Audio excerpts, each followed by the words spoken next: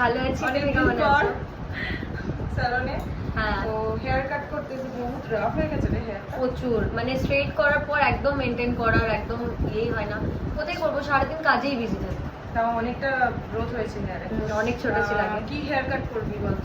তোমাকে আমার ফেসে যেইটা ভালো লাগে তুমি সেটাই করো।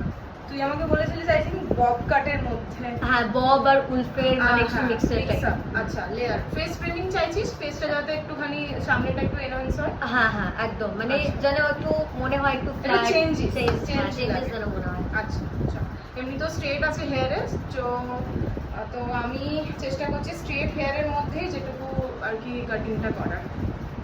ঠিক আছে, চল ডান। কেমন লাগছে? হেভি লাগছে, পুরো বস বস ফিল আসছে নিজেকে দেখে।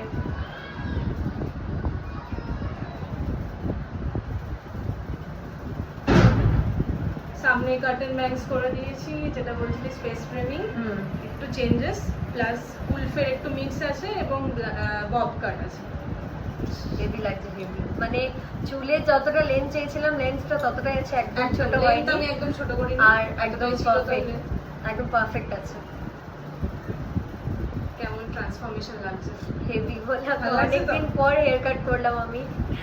আচ্ছা, 99 এ কেমন লাগলো হেয়ার কাট করে? দেখে কেউ বলবে না এটা 99 এর হেয়ার কাট, মানে এটা যদি আমি বাইরে করাতে যাই মোর দেন 300-400 এর বেশি নিয়ে নেবে, তাও তুমি 99 এ এত ভালো হেয়ার কাট করে দিচ্ছ। আচ্ছা, তোর স্ট্রেট করা আছে বলে মানে একটুখানি ফ্ল্যাট Flat, লুকটা হ্যাঁ, আসছে, হ্যাঁ। মানে যেটুকু পেরেছি ব্লো ড্রাই করে এটা করার চেষ্টা করেছি ফ্লাফিনেসটা, বাট স্ট্রেট করা আছে বলে আর একটু হতো যদি নর্মাল হেয়ার হতো, বাট ঠিক আছে, মানে একটু লুকটা চেঞ্জেস এসছে। হ্যাঁ,